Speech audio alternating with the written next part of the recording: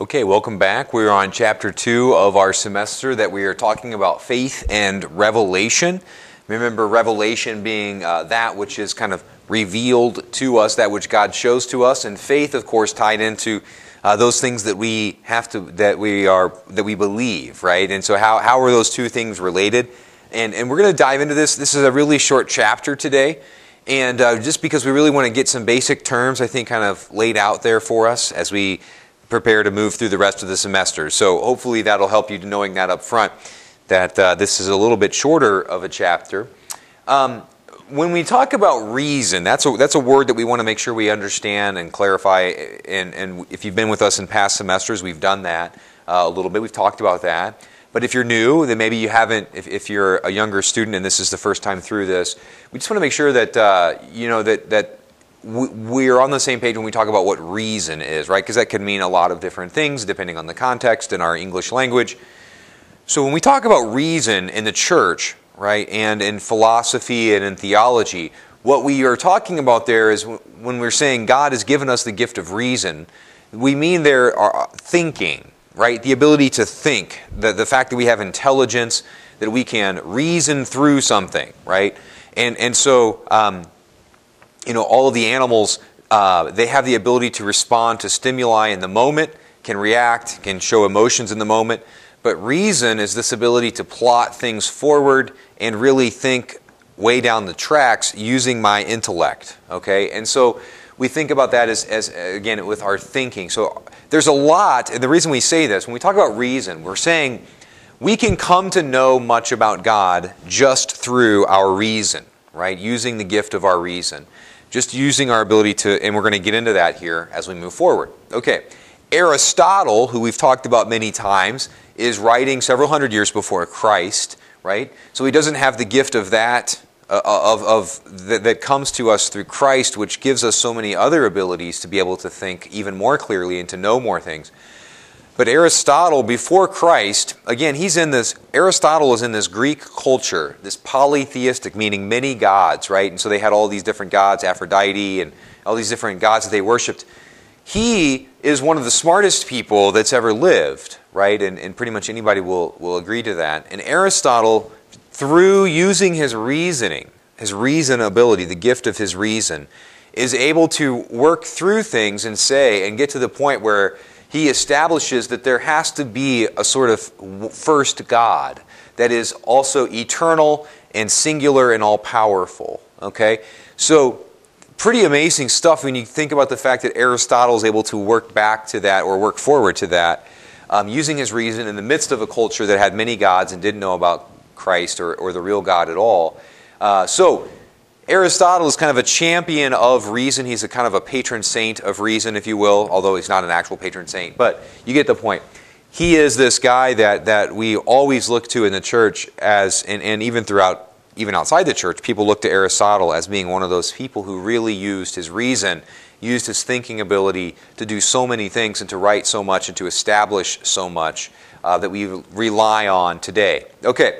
Thomas Aquinas is one of the great thinkers in the history of the world as well. And he's writing 1,600 years later or so in the 1300s. This is a picture of St. Thomas Aquinas. The angelic doctor was his name. Not his actual name, his nickname.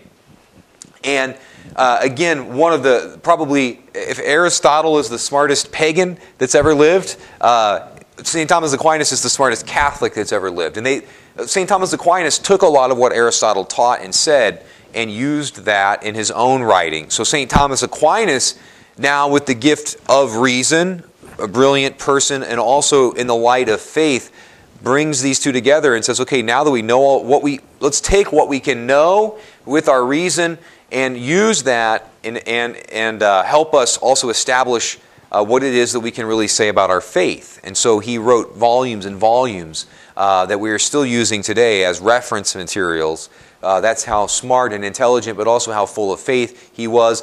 St. Thomas Aquinas develops these 5 ways that we can come to know God, that there is a God, using our reason. Now, this is a little bit different than science, the scientific method, and a lot of the scientific instruments and so forth that we have today were not available to St. Thomas Aquinas, but he, back then, and in a certain sense today, when we say he proves the existence of God, we don't mean through, like, look, here is, you can see a picture of God here. He meant using our reasoning ability, we can philosophically establish, so in our mind and using that intelligence, we can establish these ways in which we know that there must be a God without saying and being able to prove or point, here is where he lives, this is a picture of him, etc., like some scientists want us to be able to do today. St. Thomas Aquinas' 5 ways of reasoning towards the existence of God is, first of all, his first argument of the 5 is from motion. And again, we've talked about these before, but just want to reintroduce them. Basically saying that everything is in motion, and everything is put in motion by something, but there has to be something which was not moving that puts everything else in motion, or that starts this motion process. We call this sometimes the unmoved mover argument. There has to be an unmoved mover that moves, that got the motion started in the first place, so if you work backwards. Similarly, his argument from causation, or from causes, is that everything is caused by something else, right? In these causes, there's this chain of events, of causes that goes all the way back, way back in time, all the way to the beginning. But there has to be something that got the causing started, right? An uncaused causer. And that's one. The third argument from possibility and necessity. So that argument basically saying that, look, everything is possible. Anything out there could possibly happen. So there has to be something, though, that allows what happens to happen. There has to be something that's necessary, not just possible, but an actual necessity for everything else to happen. All right? And so St. Thomas Aquinas says that would establish that there has to be a God in which all of these things are founded in, and is necessary, that there has to be something that everything else, that nothing is, that is not contingent on other things, right? That is not dependent in any way on everything else, so that all these other possibilities can flower out from that. From degrees of perfection is his 4th argument, basically just saying that some things are more perfect than others. When we look around the world, we would say that's more perfect than that version. That computer is a better computer than that computer, is more perfectly a computer, right? That phone is more perfectly a phone than that phone. Okay, all these kinds of things. That person is more beautiful than this other person. We recognize beauty, right? That building is more beautiful than that building. All these kinds of things. So we recognize there's various degrees of perfection out there in the world. We see those with our eyes. And so we believe then that something has to be most perfect, right? And a completely perfect in and of itself. Some things, that thing then we talk about, Aquinas talks about as being God. And then finally, the 5th argument would be from governance, or basically the argument being that we see, when we look around the world it ought to be in chaos, but we don't. We see a lot of things that are moving around with purpose, that have a structure to them, have an order to them. And if that's the case, then something has to do the ordering, and something has to be governing all of that. And so St. Thomas Aquinas says that we talk about that as being God. Okay, so these are 5 ways in which we can come to recognize through reason that there is, it doesn't prove that the God that we talk about as being God is God, but these are the 5 ways in which we can talk about the need for a God, right? A single, all-powerful God that isn't contingent on anything else, and so forth. So these are 5, you'll hear those referenced a lot, okay? The 5 proofs of God by St. Thomas Aquinas. Okay, natural revelation. We talk about the whole class, as I said at the very beginning, right? What's the whole class called? Faith and revelation. So we're talking about, again, the things that what is it that we have to believe by faith and know by faith? What does faith give us? And what is it that we can come to understand through what's revealed to us by God? And when we talk about natural revelation, then this is also, again, just a really important kind of basic concept as we get started. Natural revelation is the truths God communicates simply through the existence of creation. Right? So what are the things that you and I can come to know just as we look around ourselves using our own created minds, using and looking around at creation? What is it that we can establish? That's where the word natural comes from. So nature, right? As we look around at nature, we see certain truths. We see that it's not in chaos, right? We see that there's structure and order. We see all these kinds of things that St. Thomas Aquinas was talking about. So natural revelation, there are things that are revealed to you and I simply as we look around the world and around at nature and the things that are existing in the world. So there's a real power in that. And a lot of times this would be what falls to us, sometimes we would think of in science, right?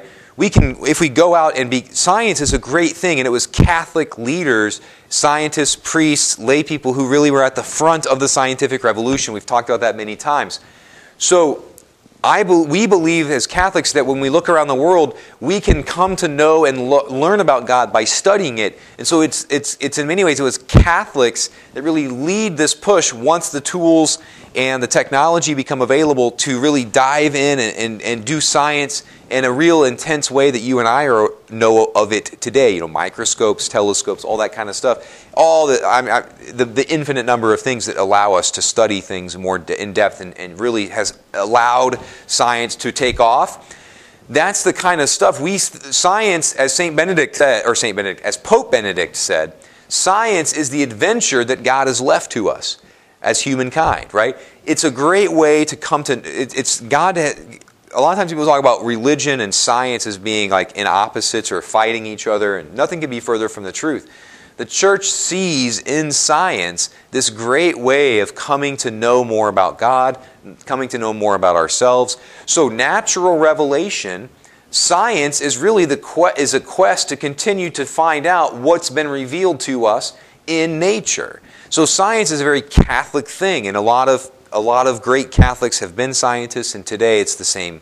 That lots of good Catholic people are scientists, and they see in their work helping unpack what it is that God has revealed to us in nature. So we get a glimpse of the Creator by looking at the creation, right? By studying the creation, and so this is what we're talking about when we talk about natural revelation. When we study natural revelation and we start thinking about what it is that's around us and we pay attention to that and also in ourselves, that leads us to what we call the natural law. Okay, the natural law. You might have heard that phrase before. It's a really important phrase that will be important for us as we move forward, and we'll unpack it even more. But natural law is this realization that, you know what, there are things out there that will perfect and fulfill my human nature. It's this, when I sit and start to think about what do I know? What has been revealed to me in my reason, using my intelligence? What is it that I look at myself and I look around the world at other people? What I begin to see is, you know what? There are things that make me happy, right? There are things that make me happy and there are things that make me miserable.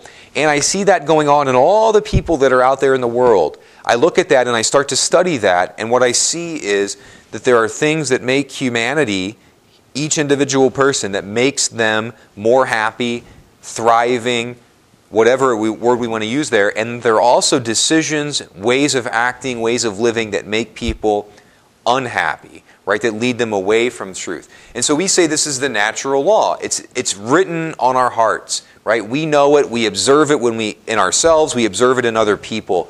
It's this law that we realize and is there in nature itself that God has revealed to us in that way.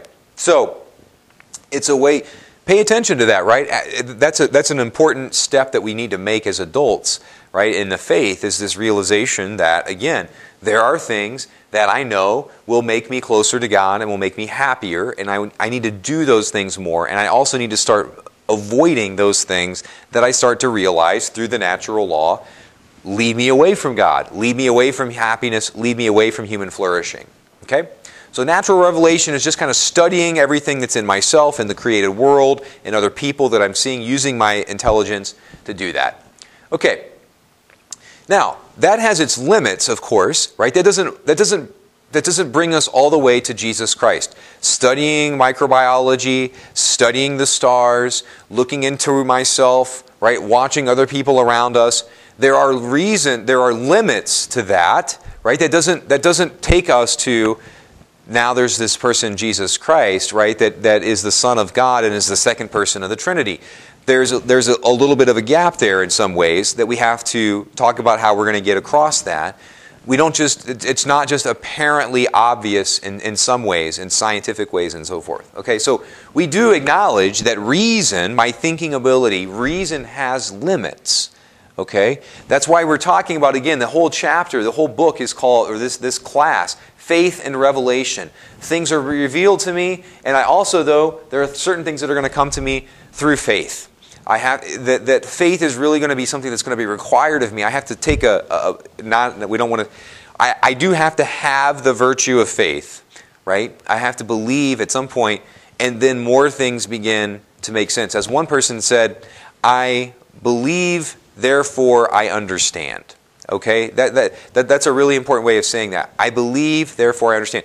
There are certain things that only can be understood after we've made this decision and this act of faith that says, I believe and trust in this God. Okay, so reason, the thinking ability, has its limits. Okay, and that's what we're saying here. We can know a lot through science, through looking in at ourselves, but we cannot arrive at all truths about God simply through reason and intelligence. Okay, the Catechism says there are two levels of truth. Right, two levels of truth. First of all, there are those truths that we can know through reason, through thinking, but then there are also truths that we cannot know through reason. There are truths on a second plane that are only going to come to us, that are only going to make sense and really start to click for us once we've made that faith, that act of faith, have begun living that and trusting in and putting our faith in God, in His Son Christ, Jesus Christ, etc. Some things require supernatural faith, a trusting that it is true because God has said so, right? So there's a supernatural faith, which is this, again, I have faith in God. I have this supernatural faith that God is telling the truth and so forth. And some people will say, well, that's a big leap. But think about how many times you have natural faith, right? Think about all the people that you put your trust in that you don't know, your teachers, when they're teaching you something, right? You don't know that if they're trying to deceive you, which I'm not saying that they are, but I'm just saying, like, you assume that your parents, that your teachers, that anybody that's kind of talking to you the vast majority of the time, you put faith in them, you put trust in them that they're not telling you lies, right? That they're not misleading you. And so in the same way, this supernatural faith in God is really an extension of that, right? It's an extension of that, this idea that I have a natural faith in many other people. Supernatural faith in God then is just kind of an extension of that. I believe, I look around and I see that my teacher is leading me to truth, is telling me, so I'm going to put my faith in that person. And in the same way, I start to see God seems to be telling the truth, seems to love me. I experience these things, what I observe in the larger world. All of that leads me to that step where I say, I have supernatural faith in God. I believe that God is telling the truth, that God is who God says He is, that God is the person that is the 5 different ways of Aquinas, right? That all that stuff is true in God. That's supernatural faith. Okay? So we just want to kind of clarify those terms, the difference between supernatural faith and natural faith. Look at the 5 ways of St. Thomas Aquinas. That's all of our class for today. Just your questions for today. Your book has a section in this chapter titled The Dumb Ox. Okay? Who was the dumb ox and where did the name come from? Number 2, what is the difference between natural faith and supernatural faith? And number 3, what are the short titles of Aquinas' 5 proofs for the existence of God? What are the short titles of those 5 proofs? Okay? Those are all of our questions for today. I hope and pray that you have a great week and that you're doing well. If you need anything or if I can ever help with anything, spiritual direction, you want to chat, you know where to find me, and I'm happy to do that. So know of my prayers for you. Have a great week, and God bless.